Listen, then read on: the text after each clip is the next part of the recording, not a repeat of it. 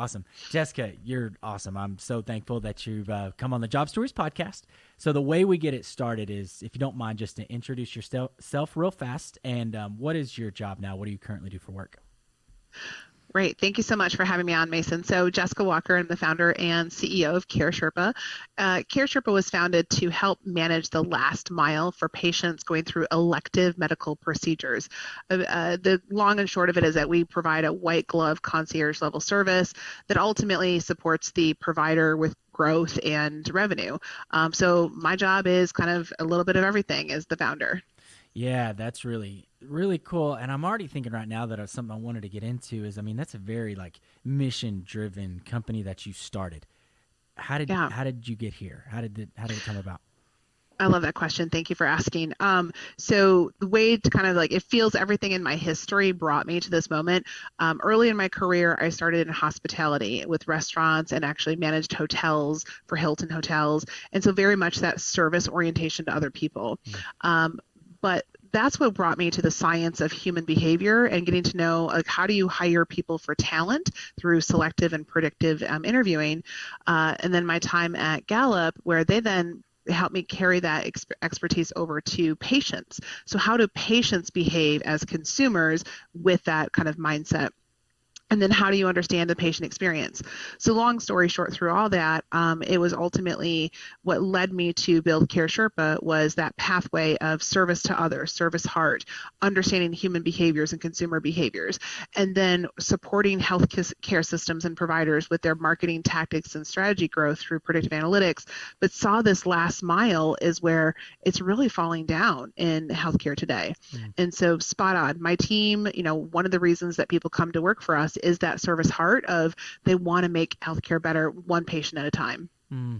You've already kind of touched on this a little bit. I was actually talking with somebody just a little bit ago about this concept, but I love you were leaning into like all these different experiences you've had in other jobs, and that ultimately led to like what you do now. Because I feel really insecure with my path sometimes. Like it's kind of non-traditional in a sense. Yeah. But also, if I'm being honest with myself, if I look back at like all these different things that I've been a part of has led to today. So it's like this about just being present, like that's for me. But I love hearing that, like all these different things that you've been around and involved in led to Care Sherpa. Yeah, 100%. And I didn't know that at the time. If you would have told me 10 years ago that I would have founded my own company, I would have laughed at you, right? But now that I'm here, I see it's almost like the jacket I'm wearing today. It's a woven tapestry, right? So all these experiences and outcomes and the problems I solved in different spaces have woven into what I'm doing today. The central thread or theme for me, though, was people. Right? So how do you treat a person as an individual and connect with them and care about them and that service to others? And that manifested like when I was in college with banking and like I said, retail and hospitality. But yeah, I mean, the end of the day, kind of the aha moment for me was the light catalyst that said, wait a minute, this is lacking in healthcare and it's so needed. And when you talk to patients as consumers, they want this. And so, gosh darn it, if no one's going to do it, then I'm going to do it.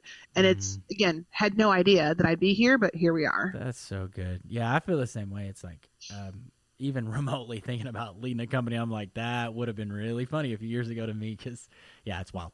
But yeah, I want to get into that entrepreneurial stuff a little bit too. Have you ever, I like to ask this question for guests, but have you had mentors in the past, like anybody to kind of help you get along the way, or are you mentoring now? Like I always love to ask the question about mentorship. Yeah. So again, going back to like life's moments, right, that bring you to today. I mentioned that I managed hotels. So I started managing a hotel property at the age of 20. And, I dropped out of college, wasn't sure what I wanted to do with my life, got into hospitality. And there was a woman who just saw my raw talent and saw my passion for people and my passion for service. And she cleared the path for me. And I remember she even went to bat to the executive of the hospitality company. And they're like, we can't put a 20-year-old in front of a, multi-million-dollar property. And she said, no, we can, trust me. And within 2 years, I was leading 7 properties. And so, it came from like somebody that just saw that raw. I didn't have a college degree, Mm, didn't have years of experience, but she saw my heart. And I'd say that, that's definitely carries over to how I hire today, mm. is that I honestly don't even look at someone's resume until we talk about compensation. And then I'm like, okay, what other experiences do they bring? But I'm looking for, that conversation, that heart and that talent, and, how can we manifest that? That's cool. Yeah, I was talking with somebody about this too recently, but like, I just feel like we have made an unbelievable. Let me reword this. We've done some really good things, no doubt. I'm so proud of like just in general, like having a business has been really really cool. Now we have screwed up a lot in a short amount of time. So being exposed to failure and then learning from it has been a big one for us lately. Do you mind to Mhm. share your thoughts on that? It's what's that experience been like for you as a founder as well? I feel like we almost had these like questions prearranged, but we did not. But these are great questions. So my journey to get to today definitely was a moment of failure as well. I say that from failure because there were some things that led up to. I moved to Nashville for a startup organization, and we exited, which is everyone's dream, Mm, right? But then immediately thereafter, the new owners, the new leadership had a different vision, and for the first time in my career, not by my choice, I didn't have a job. And that had never happened to me. And I considered that an utter failure. Like, what did I do wrong? How did I not perform? Why didn't they choose me? Well, these things, right? mm, I can look back at that now and see that was the last barrier that had to move out of my way so I could prove to myself that I can do this. mm, Had that not happened, I wouldn't be here today. And of course, in the moment, and you're in that low and you're beating yourself up and you're in that spiral of negative talk, no one could have told me this. Looking out of it, I'm like, wow, okay, going through that, what I learned about myself, what I learned about, resiliency and grit and all these mm. things, then the confidence. So I call it like you then get to step into your own power because now, you've had an experience that you wouldn't have had before, and you only get that through failure. That's so good. Yeah, that's good perspective because it's hard.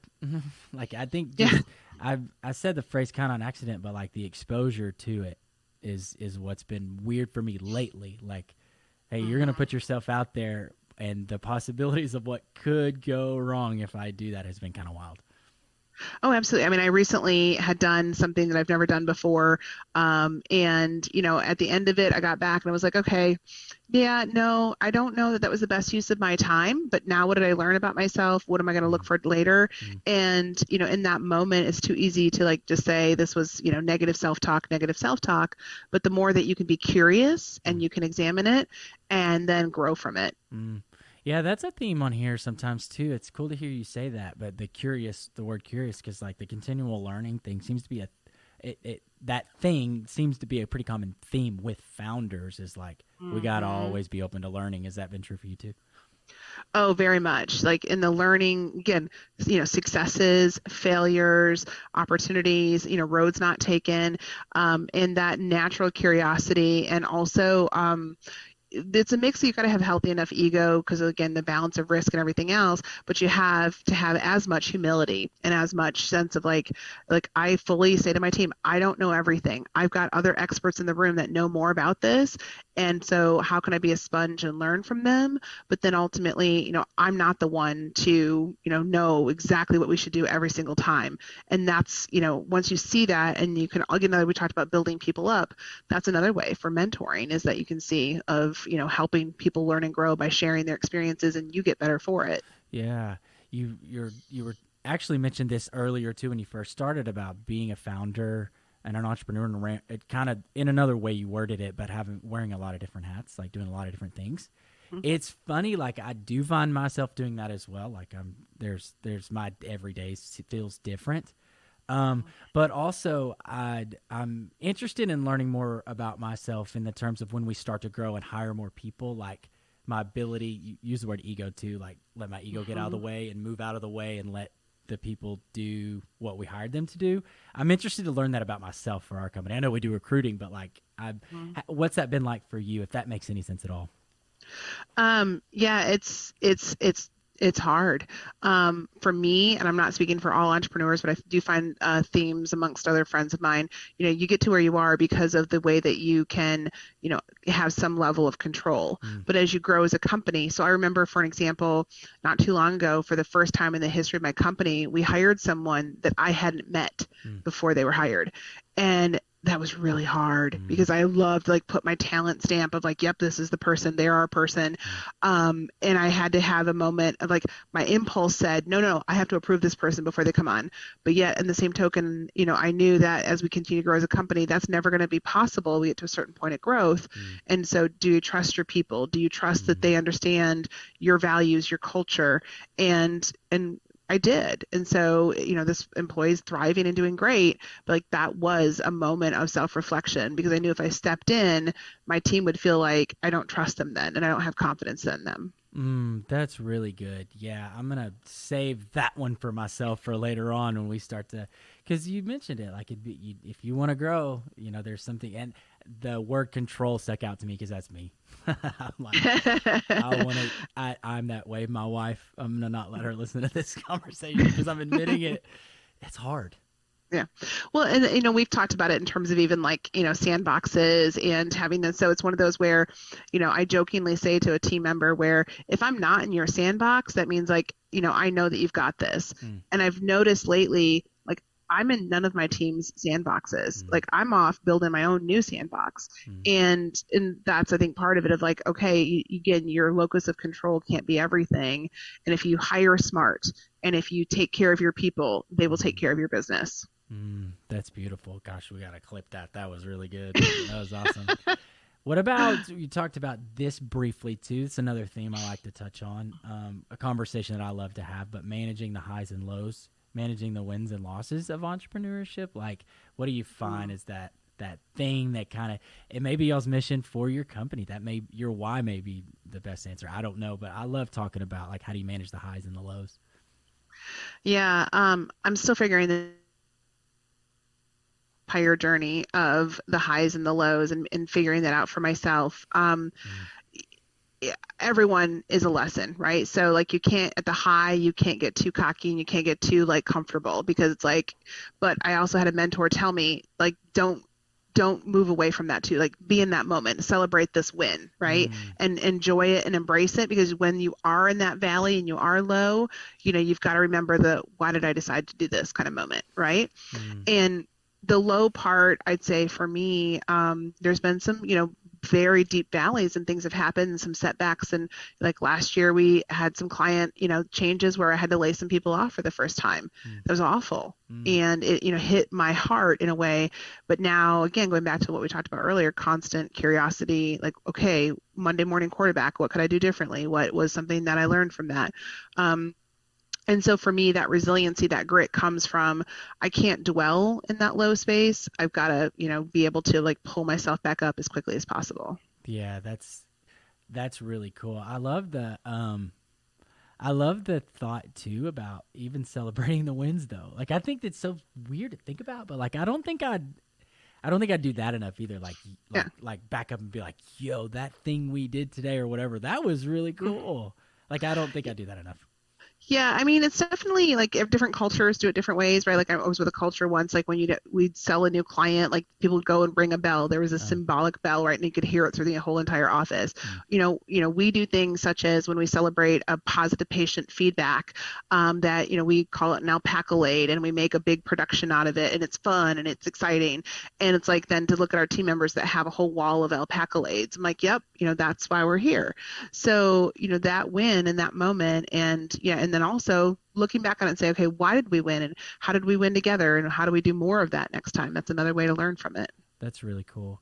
I want to highlight more about Care Sherpa real quick too. So I know it's really intentional. Like I'm seeing the logo behind you and all of that. Do you mind to tell the story about that a little bit, like the name, and then y'all even have some like kind of almost a mascot too. Like I love the whole thing. Yeah. I know the story a little bit myself just because I'm familiar with you and your company, but I'd love to get Mhm. some of that on this podcast too. Well, thank you. So yeah, so you talked about my history and kind of how we got here. It started having worked with healthcare systems and providers that we're constantly looking for how do we grow, how do we stay in business, right? By having enough revenue to stay in business. And so they're doing all these wonderful tactics and acquisition strategies and great marketing campaigns. But then that last mile, when the patient actually picked up the phone and said, hey, I'm interested in this procedure, I think it's going to work for me.